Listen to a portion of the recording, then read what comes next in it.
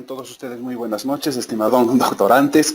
En esta última sesión, pues vamos a abordar algunos tópicos sobre lo que es la ciencia en el medioevo y en el Renacimiento.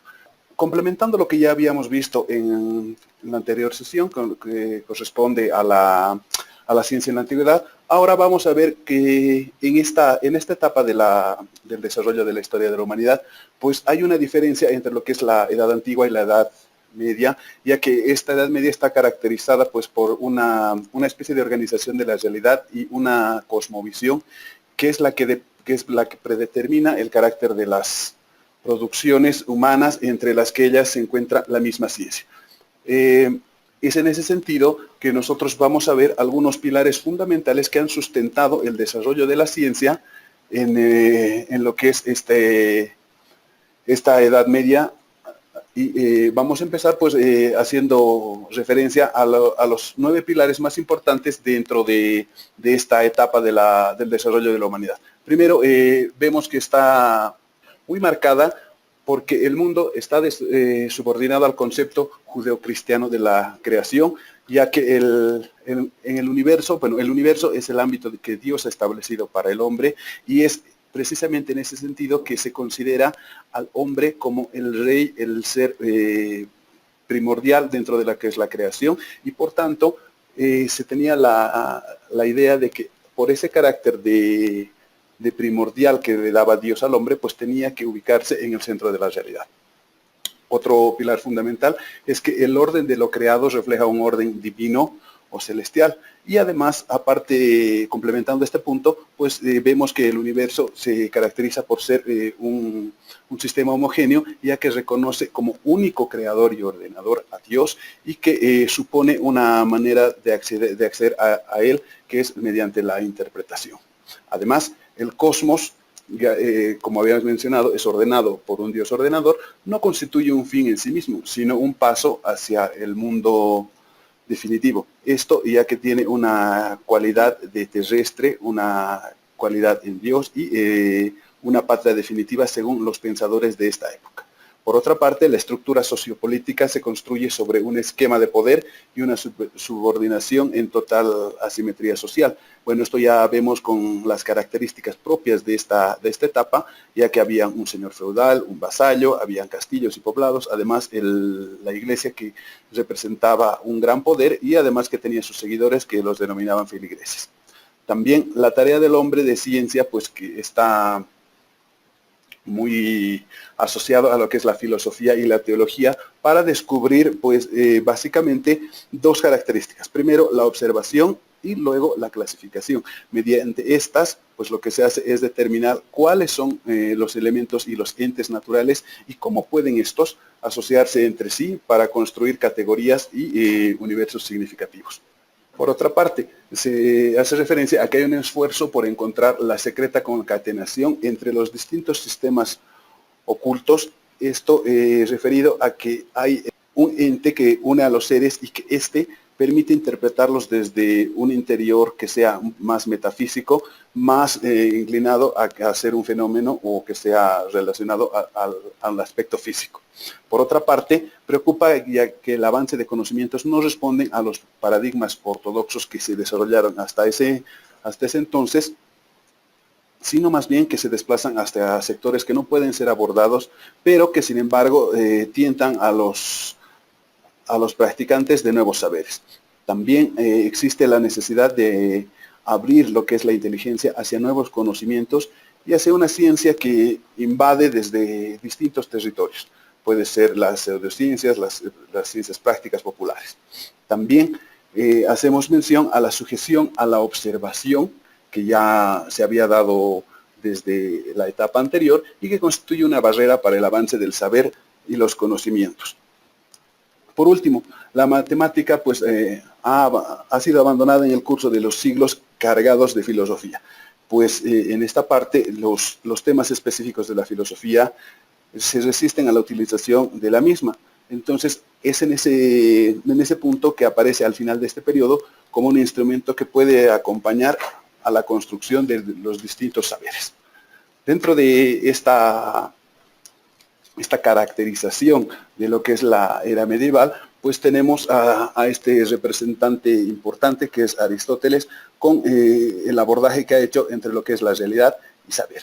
Básicamente lo que hace es una simplificación de la historia y que mediante esta simplificación lo que hace es tender a reducir y tratar de minimizar el conflicto que ha habido con el pensamiento precopernicano y bueno, básicamente lo que es la ciencia y la filosofía medieval para realizar una defensa de lo que es la filosofía, y la ciencia y el pensamiento aristotélico. En ese sentido, pues lo que se propone es que este autor pues realiza, o más bien da paso a la primera oposición que se da en el seno de esta cultura medieval, ya que decide enfrentar el patrimonio griego en general y todas las obras aristotélicas que se habían generado. Por otra parte, suponía que esta oposición venía a desplazar todos los conocimientos que tenían con otras referencias que se creían mucho más confiables, y estas concepciones cosmológicas pues pudieron subsistir básicamente debido a las contradicciones que hacía la ciencia y que al final terminó por incorporar hasta lo que se conoce como la Edad Moderna. Como segundo aporte, pues se hace referencia al mirar de la realidad con los ojos aristotélicos, ya que este representa una barrera para todos aquellos quienes pretendían acceder con otros criterios, además muy distintos, y con una libertad especulativa a los fenómenos que presentaba la realidad. Es así que Aristóteles le puso mucho énfasis, le dio demasiada importancia a lo que es la observación y el fenómeno, y también a los aspectos metafísicos que predeterminaban todo lo que se conocía como los conocimientos científicos. Y bueno, pues en síntesis, en esta Edad Media se ofrece paradójicamente una doble actitud. Unos que apoyaban al pensamiento aristotélico y otros que estaban en contra de este mismo pensamiento. Dentro de estas corrientes, unas que apoyaban y otras que refutaban el pensamiento aristotélico, pues nos encontramos con este primer representante, que es Jean Buridan, filósofo que vivió del 1300 al 1358, y que básicamente lo que nos deja como legado es su teoría del ímpetu. A diferencia de todo lo que se conocía hasta ese momento y con relación a la postura aristotélica, este autor decía que el aire pues no empujaba a los objetos en movimiento, sino más bien que ejercía una fuerza contraria que los frenaba. Entonces es así que surge su teoría del ímpetu, sobre el cual decía que el aire actuaba sobre el cuerpo dándole una cualidad y manteniendo su velocidad. Esto es lo que afirma su teoría del ímpetus, que es algo pues muy parecido a lo que nosotros manejamos como la energía cinética. Bueno, pues de acuerdo a esta teoría formulada por Buridan, pues hace referencia a que este ímpetu se reduce debido a la resistencia del aire y la gravedad que existe de forma natural, porque en el concepto de evidencia hay una aproximación básica al concepto de inercia, y a través de esta idea lo que hace Jean Buridan es explicar también lo que es la aceleración de la caída libre de los cuerpos, y que este fenómeno pues no encontraba su explicación dentro del pensamiento aristotélico, por lo que ha propuesto su teoría del ímpetus. De todas formas, esta teoría del ímpetus era conocida como una forma de recibir la materia del cuerpo, y de este modo lo que se hacía era tratar de explicar alguna forma en la cual, mediante un ejemplo, lo que trataba de reflejar era que mientras se hacía la comparación de lanzar una piedra y una pluma, era la piedra que podía alcanzar una distancia mayor debido a que poseía una mayor masa dentro de lo que es su cuerpo. Esta teoría pues se contrapone a lo que ya había mencionado Aristóteles, que hacía referencia a que el aire mismo era el que empujaba a los objetos para continuar el movimiento, mientras que Buridan lo que hacía era sostener la postura de que era precisamente el aire que generaba una especie de fricción o de rozamiento, que más bien lo que hacía era frenar a los objetos en movimiento. Este fue uno de los mayores aportes de este pensador con respecto a la postura que va en contra de lo que pensaba Aristóteles. Sin embargo, no fue el único aporte de este autor, ya que también nos deja el legado de la paradoja del asno de Buridan. Esta paradoja, pues, si bien es cierto que lleva el nombre de este autor, pues no ha sido precisamente como un reconocimiento, sino más bien ha sido una crítica a lo que propiciaba este autor, ya que Buridan era un defensor de lo que es el libre albedrío y de la posibilidad de tomar una decisión mediante la razón.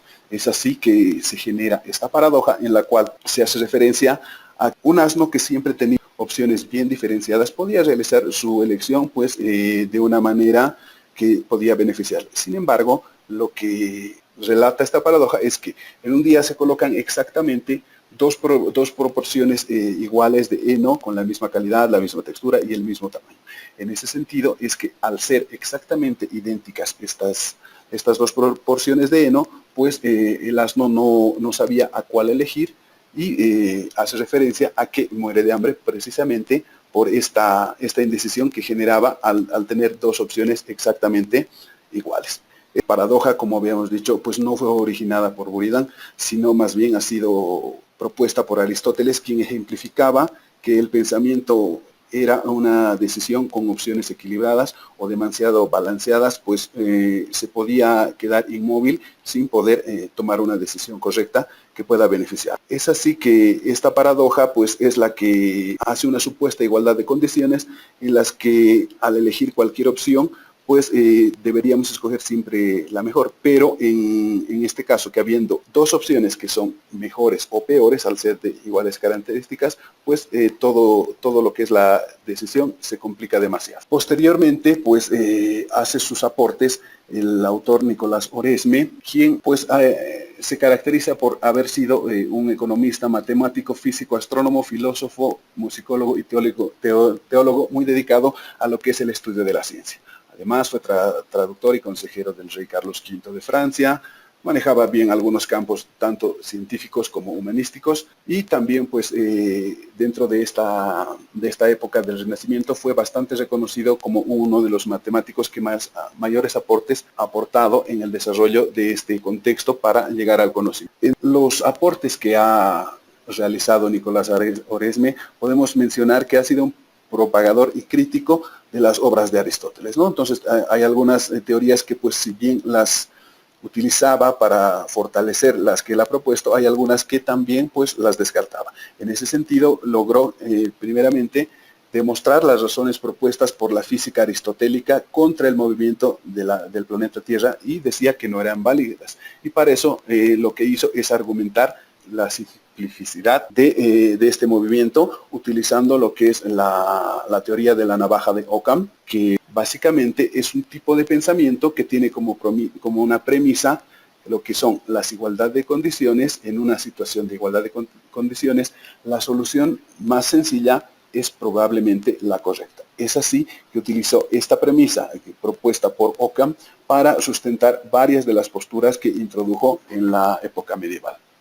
Además, introdujo un método para representar gráficamente las velocidades con las que representaba el movimiento uniformemente acelerado y siendo las carencias de los instrumentos matemáticos que en ese entonces se tenía, una de las principales causas para que sus progresos resultan pues muy limitados para ese contexto. Por otra parte, combatió fuertemente lo que es la astrología mediante la especulación y lo que proponía era la posibilidad de que hubiera otros mundos, además del nuestro, que podían ser habitados dentro de lo que es el universo. Además, desarrolló el cálculo de las potencias con exponentes enteros y también deja entrever la posibilidad de que estas potencias podían ser o podían contener exponentes irracionales.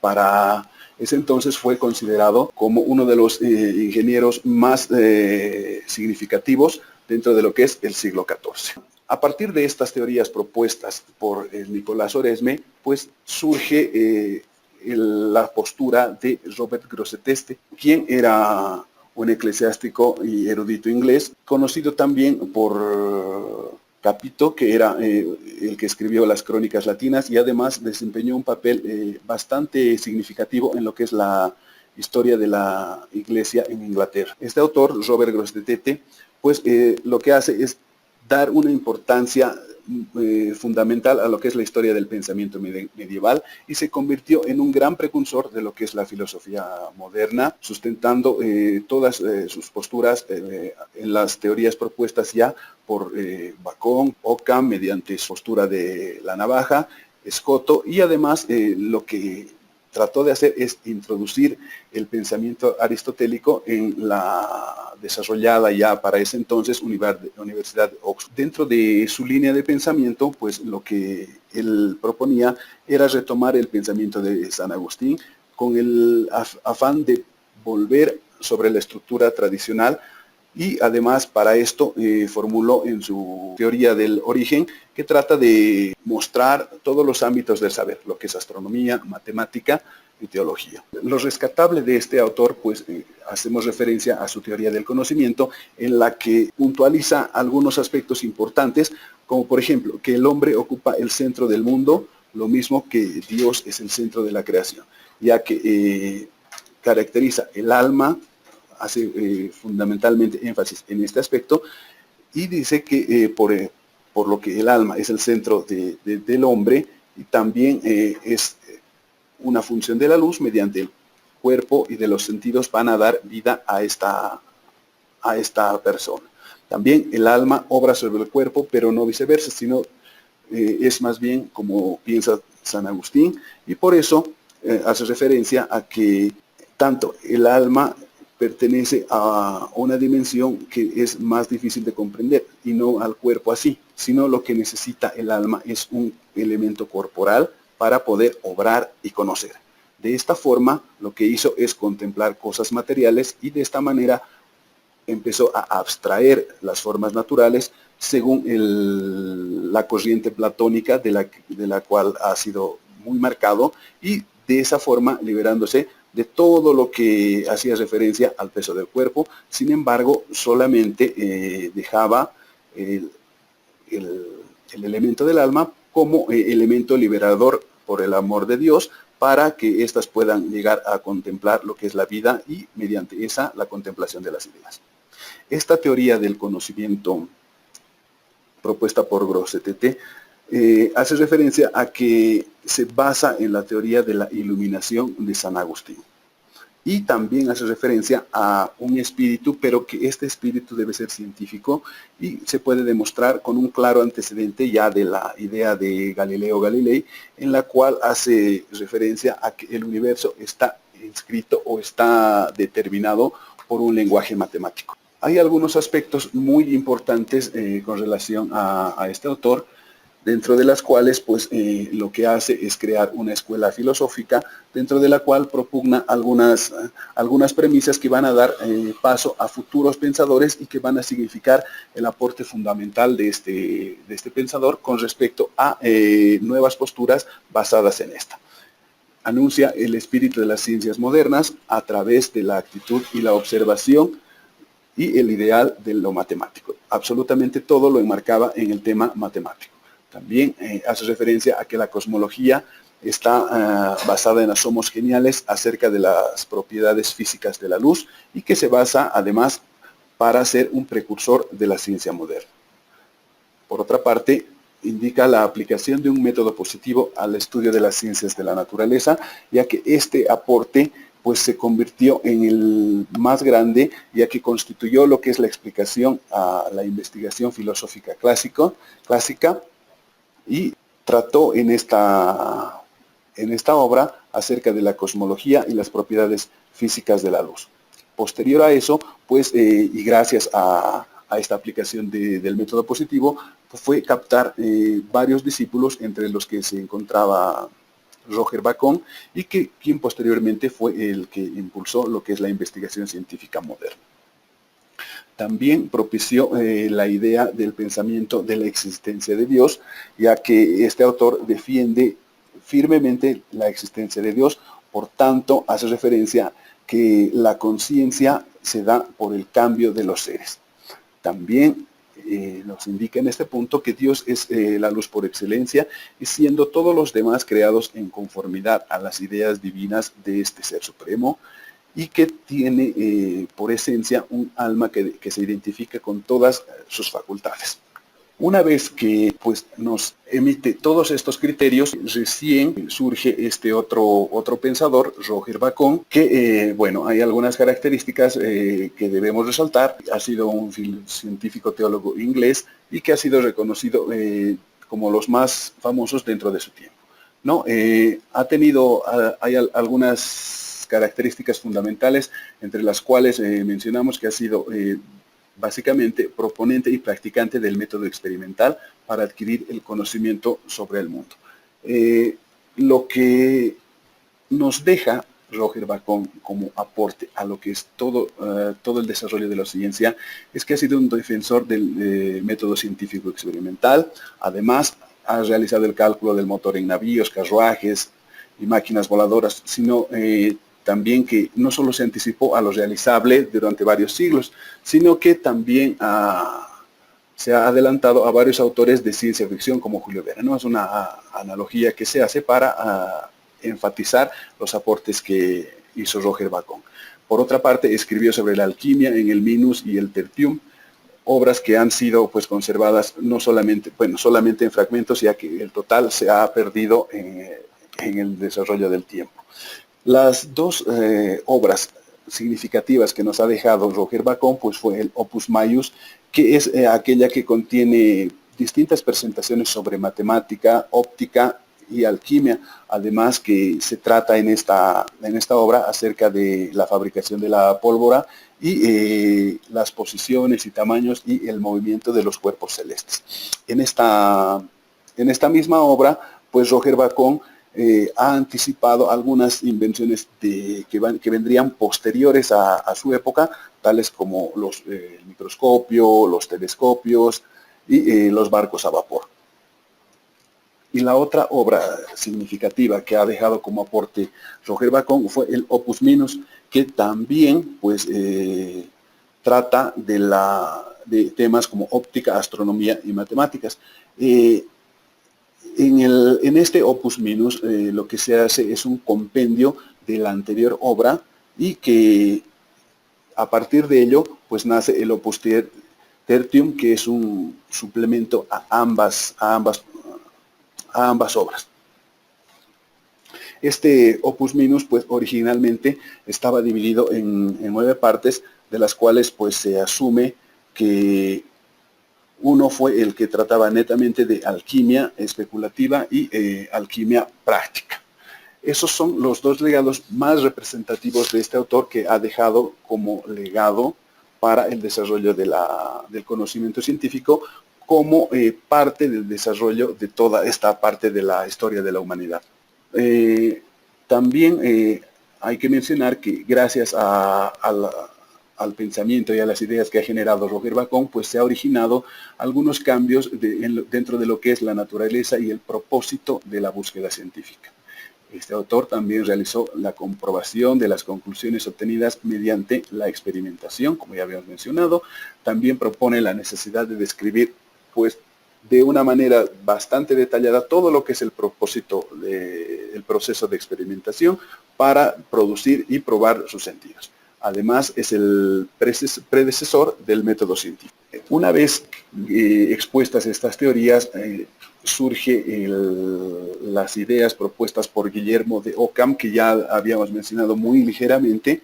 Lo que hace Guillermo de Ockham es presentar una crítica a lo que es la escuela escolástica, y para ello lo que hace es proponer lo que se conoce como la teoría de la navaja de Ockham, en la cual pues esta teoría es simplemente una referencia a un tipo de razonamiento basada en la lógica muy simple, en la cual se supone que si hay una situación en igualdad de condiciones, la solución más sencilla es probablemente la más correcta. En este postulado, pues lo que no debe hacerse es presumirse la existencia de más cosas, sino que solamente las que son necesarias. Para este autor, pues también ya se considera la existencia de Dios, que lo interpreta como un ser ilimitado y omnipotente, que es el creador de todo y que su voluntad carece de límites. También menciona que no pueden existir ideas ejemplares, puesto que estas ideas ejemplares limitarían esta voluntad de Dios esta voluntad divina, cosa que va en contra de sus ideas, puesto que propone que Dios crea directamente a todos los seres individuales. También menciona la idea de conceptualismo, que es en la que se sostienen las esencias universales y no son conceptos mentales nada más, sino más bien que se forman todo en nuestra mente al percibir distintas similitudes entre las cosas. Además, hace referencia a lo que es lo que él denomina la intuición directa, que es el conocimiento de la realidad del objeto mediante los sentidos. Con estas consideraciones, pues se ha logrado desarrollar el aporte de Guillermo de Ockham a distintas áreas del conocimiento humano, entre los que podemos mencionar a la ciencia de derecho, ya que mediante su teoría de la navaja de Ockham, él menciona que esta teoría pues no se aplicaría al derecho. ¿Por qué? Porque en esta área se consideran una cantidad bastante grande de pruebas o testimonios, y de esas hay que escoger la mejor posible. Y como habíamos mencionado, pues la característica de esta teoría es que simplifica a dos situaciones de las cuales se puede sacar una solución más sencilla. Con respecto a la economía, pues esta teoría de la navaja de Ockham básicamente está orientada a la parte de la microeconomía, ya que al no ser una necesidad, sino más bien un fin de explicar un comportamiento, se escoge esta finalidad para explicar un comportamiento y ser esta explicación la más sencilla entre dos posibles corrientes existentes. Fortalece a lo que es la lingüística, ya que propone Guillermo de Ockham que se utiliza para revisar la adecuación de los modelos y mediante esta explicar la sintaxis de la gramática. Dentro de la teología, pues Ockham afirma que no es necesario postular más entes de los necesarios. En teología, pues lo que uno exige es el dogma, y en filosofía lo que es la metafísica, para aquellos que necesiten de la razón. Entonces, en esas dos situaciones, pues aplica lo que es la navaja de Ockham. Dentro del creacionismo, pues muchos sostienen o sostuvieron que esta navaja de Ockham podía ser utilizada para defender lo que es la teoría del creacionismo frente a lo que es la evolución. Y después de todo, suponer que Dios haya creado todo es aparentemente más simple que la teoría de la evolución. Entonces estaríamos escogiendo la teoría más simple de acuerdo a esta teoría de Ockham. Y bueno, aplicado ya al área que estamos estudiando, a la que nos interesa, que es la informática, pues también se aplica este criterio de la navaja de Ockham, porque de la misma forma, pues se debe escoger la situación más sencilla, la más práctica, y que resulta ser la mejor. Acá pues valga la ejemplificación. Por ejemplo, cuando nosotros desarrollamos, o hasta tiempo atrás, al desarrollar software, lo que hacíamos era generar una cantidad tremendamente grande de códigos, de líneas de código, para desarrollar un determinado programa. Ahora pues la tendencia es que mientras menos códigos de línea tenga, pues el programa es mucho mejor, es más rápido, más práctico y mucho más útil que el modelo que utilizábamos tradicionalmente. Una vez propuestas estas teorías, pues hace su aparición para dar sus respectivos aportes a esta etapa del desarrollo, Nicolás Copérnico. Entre los aportes que podemos destacar de este autor, pues es que sostiene la idea de la teoría heliocéntrica, en el cual el Sol es el centro del universo y los planetas giran alrededor de él, contrariamente a lo que ya se venía manejando en la antigüedad, que era la teoría geocéntrica. Dentro de los criterios que proponía Nicolás Copérnico, pues hace referencia que en su teoría heliocéntrica, que el Sol permanece quieto y la Tierra es la que se mueve alrededor del Sol. Debido a que el Sol no se mueve, Copérnico hizo el planteamiento de su hipótesis, que no existe un centro único y que la Tierra no es el centro del universo, sino un centro lunar y el centro de gravedad. Por otra parte, pues afirma que todas las esferas giran en torno alrededor del Sol, todos los planetas giran alrededor de esta y además se mueven en proximidades del centro del universo.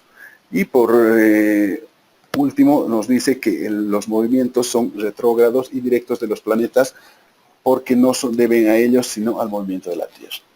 Todas estas consideraciones Nicolás Copérnico las resume en su obra Revolutio Orbis Celestum. Esta es la principal obra de Nicolás Copérnico y no solamente fue una, sino más bien que se fue detallando en varios volúmenes, de las cuales se rescatan 6 para básicamente reflejar esta teoría heliocéntrica. Este libro, pues, cuando fue presentado tuvo un gran rechazo por la Iglesia Católica por ir en contra de lo que se pensaba hasta ese momento. Toda este compendio de textos pues se basó en la teoría copernicana, que ya habíamos resaltado algunos aspectos, y este libro pues tuvo varias represalias por el mismo hecho de plantear ideas distintas, que eran distintas de las que se manejaban hasta ese momento. A raíz de eso, Copérnico pues lo que hizo es proponer una serie de ideas y cambios en el libro, y al final pues el libro de Copérnico llegó a una conclusión en la que se debía conservar los principios de la Edad Antigua, pero con otras hipótesis. Ya hablando de lo que es la teoría copernicana, que está bastante desarrollada en este compendio de libros, pues lo que tenemos es que el mundo, tanto como el universo, es esférico. Tenía la concepción de que todo en el universo tiene forma esférica al ser una figura perfecta, pues describía que todo el universo debía corresponder a esa característica. También la Tierra es esférica, de acuerdo a ese mismo criterio. El movimiento de los cuerpos es regular, no errático como proponían los predecesores a Nicolás Copérnico. Por otro lado, hace referencia a que el movimiento de la Tierra es circular y el movimiento es de rotación y no de traslación. Sin embargo, estas teorías contradicen a lo que ya se conocía pues, en la teoría geocéntrica. También hace referencia a esta teoría de Copérnico que el cielo es inmenso respecto a la magnitud de la Tierra y el movimiento aparente del Sol puede ser descrito por el movimiento real de traslación de la Tierra alrededor del Sol. Ya rescatando algunas ideas fundamentales de lo que es su obra, pues podemos mencionar que lo que ha prevalecido es que quería preservar la unidad de los movimientos y crear un sistema de círculos más racional, porque hasta ese momento se conocía como rutas eclípticas, y quería preservar este movimiento de círculos. También lo que quería era eliminar a los secuantes de la astronomía porque no parecen respetar los principios básicos de Platón. Estos iban en contra de estas ideas. También lo que promovía es que el Sol es el que permanece quieto y es la Tierra que se mueve alrededor de él. Todas las esferas giran en torno al Sol y la que se mueve es la Tierra, y los movimientos retrógrados y directos de los planetas no se deben a ellos, sino al movimiento de la Tierra, que es lo que podemos apreciar mediante la observación.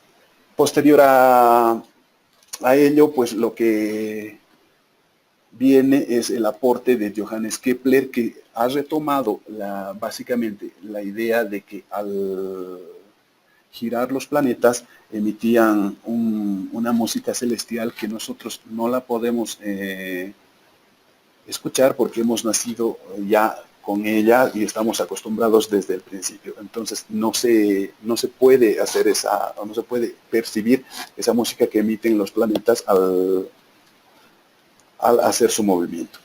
Y básicamente lo que hace Kepler era proponer 3 leyes fundamentales en las cuales se basa toda esta ideología que propone. Primero, la primera ley de Kepler es que los planetas tienen movimientos elípticos alrededor del Sol, estando situado en uno de los focos de la elipse, ya que considera que después de este salto que está proponiendo, prima los hechos que se anteponían a los deseos y prejuicios sobre la naturaleza del mundo, contrariamente a a lo que se pensaba que era el Sol que giraba alrededor de la Tierra. Por otra parte, la segunda ley de Kepler nos menciona que los planetas en su recorrido por un circuito eclíptico pues barren áreas iguales y en el mismo tiempo. Y esto pues le tomó mucho tiempo a Kepler para poder confirmar estas dos leyes con respecto a los planetas. Pero aún así pues fue un gran logro para ese tiempo. Solamente lo que faltaba era relacionar estas trayectorias de los planetas entre sí, que ya había tomado varios años y que a partir de esta observación durante tanto tiempo, pues lo que hace es describir la tercera y la más importante, lo que es la ley del movimiento planetario. Y pues la tercera ley es llamada también la ley armónica, que junto con otras leyes permitía unificar, predecir y comprender todos los movimientos de los astros. Esto ha marcado un hito en la historia de la ciencia, ya que Kepler, al ser uno de los últimos astrólogos, lo que ha hecho es convertirse en el primer astrónomo, desechando todo lo que es la fe y las creencias, explicando los fenómenos por el criterio de la observación. Entonces, pues es un aporte muy importante para desechar todo lo que se trataba de explicar con el mitos, pues Kepler lo ha tratado de reflejar mediante la explicación con el logos. Es así que en el 17 de octubre, pues Kepler observó una supernova en nuestra propia galaxia, y a partir de ello es que pues se le llamaría la estrella de Kepler, precisamente en honor a lo que este astrónomo ha podido aportar al desarrollo de la ciencia. Hay algunas obras que, si bien es cierto, han quedado pues un poco relegadas, se toman en cuenta como valiosísimos aportes de lo que ha hecho Kepler por la forma de explicar todos estos fenómenos mediante la observación y no así por las mitologías, ¿no? Entonces tenemos varias de estas obras que han sido propuestas por este autor y que, bueno, pues si bien se las hace referencia, pues no se las está desarrollando en su magnitud porque, bueno, pues es bastante complejo. Uno de los más importantes aportes que se hizo en esta época fue la de Galileo Galilei, en la que pues vamos a rescatar algunos aspectos relevantes como los que hace su trabajo experimental considerando todos los escritos de Francis Bacon. Esta carrera científica es precisamente la que complementa la que ha sido desarrollada por Kepler, y pues su trabajo pues ha sido considerado como una ruptura entre las teorías asentadas con la física aristotélica. Pues dentro de los aspectos más relevantes, pues hay algunas características que mencionamos, ¿no? Que el apoyo que ha hecho a la teoría heliocéntrica, ya descartando lo que es la teoría geocéntrica, pues ha ocasionado un verdadero problema con la Iglesia Católica. Y bueno, algunos datos acerca de la vida de Galileo que vale la pena nomás puntualizar. Lo que debemos resaltar son los aportes que ha hecho Galileo Galilei dentro del desarrollo de la ciencia, entre los cuales los más relevantes mencionamos la invención del telescopio en el año 1609, describir la órbita de la Tierra, ha propiciado y ha demostrado el principio del péndulo, además de la caída de los cuerpos, la caída libre de los cuerpos y varios descubrimientos astrológicos. Bueno, escribió varios textos, entre los que destacamos El Mensajero, El Ensayador y Diálogo de los dos máximos del sistema del mundo. Ya haciendo referencia a lo que es la obra maestra de Galileo, pues vemos que él ha aportado básicamente con dos ideas fundamentales a lo que es esta parte de la ciencia. Primeramente, con el descubrimiento de nuevas estrellas, que en realidad ha sido el segundo descubrimiento de Galileo y que también lo tiene publicado en una de sus obras, y además observó que el número de estrellas que eran visibles con el telescopio pues se duplicaba. y lo que hacía pensar que no aumentaban de tamaño, cosa que sí ocurría con los planetas y el Sol. Pues esta prueba era el mejor argumento a favor de la teoría geocéntrica, que debería observarse mediante la diferencia con las posiciones de las estrellas, y esto dependiendo de la Tierra y de su órbita.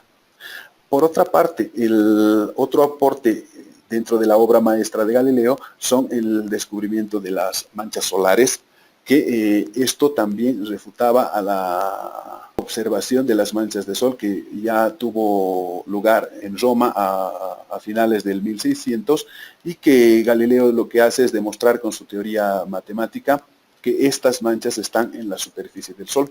Y también hace referencia a que al mostrar estas manchas solares también se demuestra que el Sol está en constante rotación, por lo cual sugiere que también la Tierra podría estar en rotación debido a este fenómeno de las manchas solares.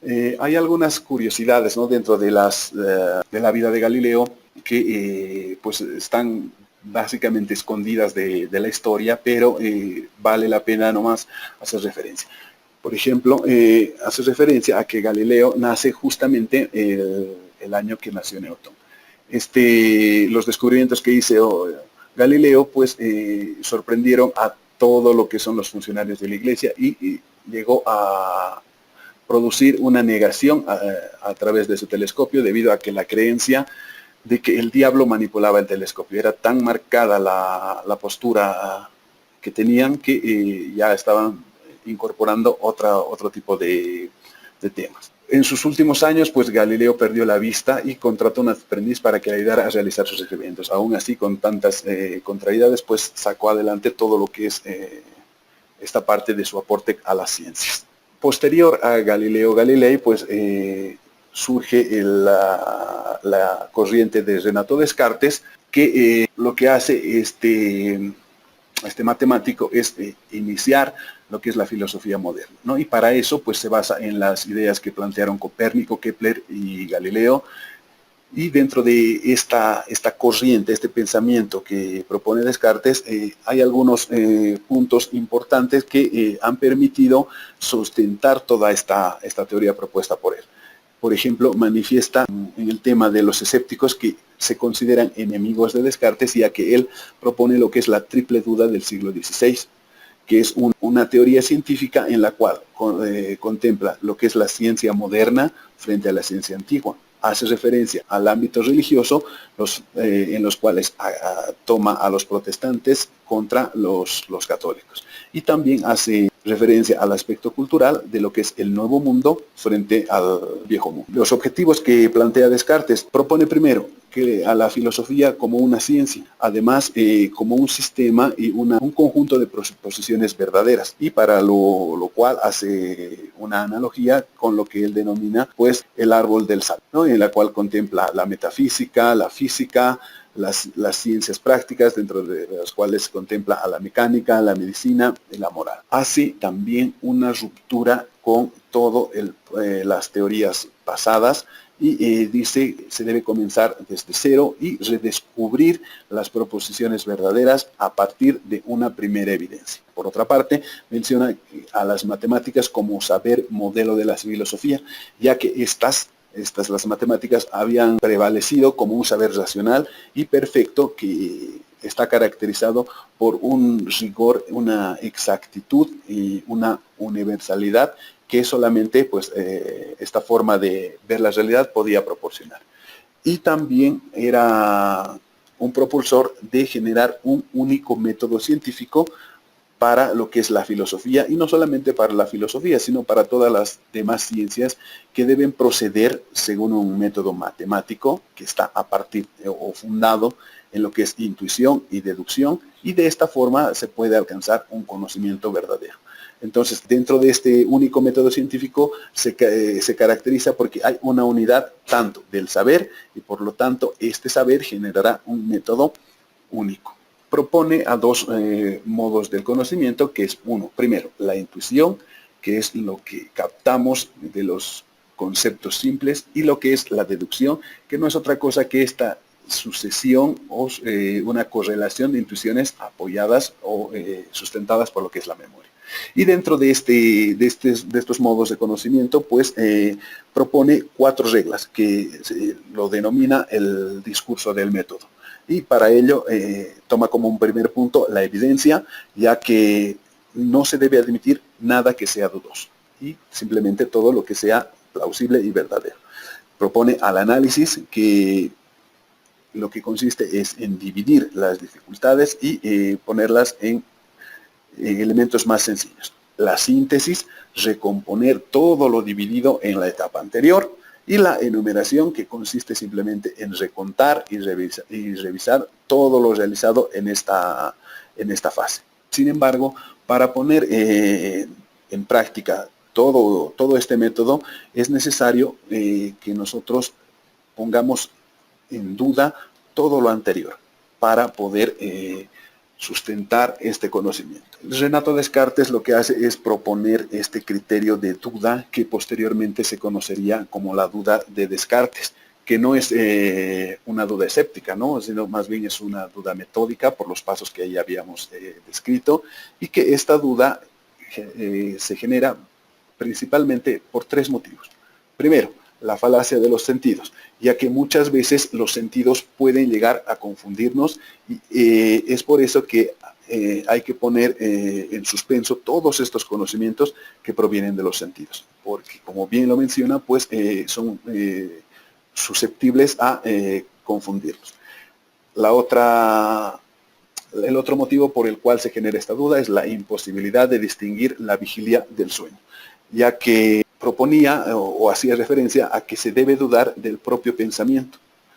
Sin embargo, también se propugnaba que aún dormido las verdades matemáticas siguen siendo ciertas. Entonces había ese espacio en el cual generaba este criterio.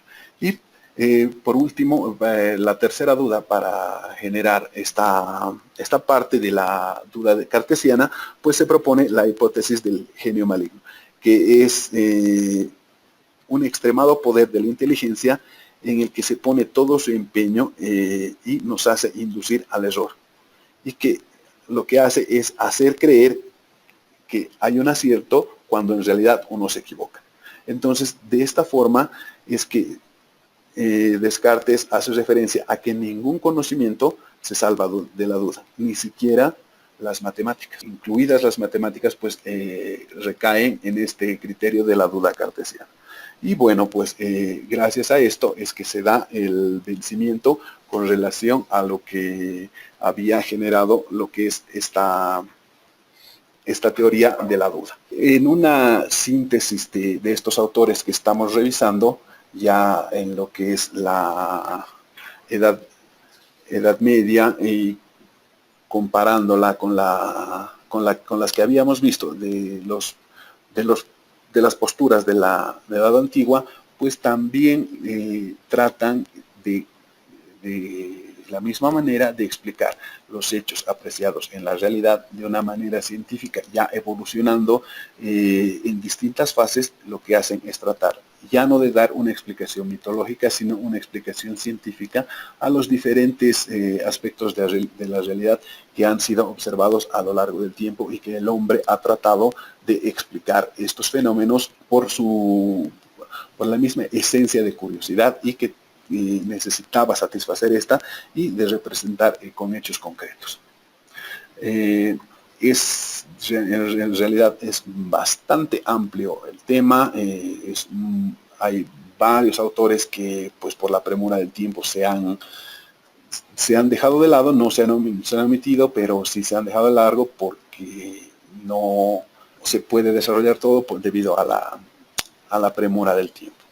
De todas formas, como mencionábamos, esto lo que hace es apoyar la idea de dejar de lado lo que es la explicación mediante el mito, y tratarla ya de explicar con diferentes criterios que, si bien es cierto, han tenido sobreposiciones, han ido descartando algunas ideas, han entrado nuevas, y a partir de ello se genera lo que es la ciencia, y que tiene la característica no de ser temporal. Lo que es ahora una verdad para nosotros, pues en el futuro no sabemos si va a cambiar o si se va a mantener. Entonces es simplemente la idea de que esta ciencia y esta explicación es simplemente temporal. Esto es cuando podemos dar así una forma, un vistazo, un pantallazo muy general a lo que es la ciencia en la Edad Media, con algunos de los principales representantes de este desarrollo de la ciencia en esta parte de la historia de la humanidad. Si es que hubiera algún aporte o alguna observación, algún comentario, por favor estamos atentos. Gracias por su asistencia, ha sido un gusto y nos vemos pronto y estamos en contacto. Buenas noches.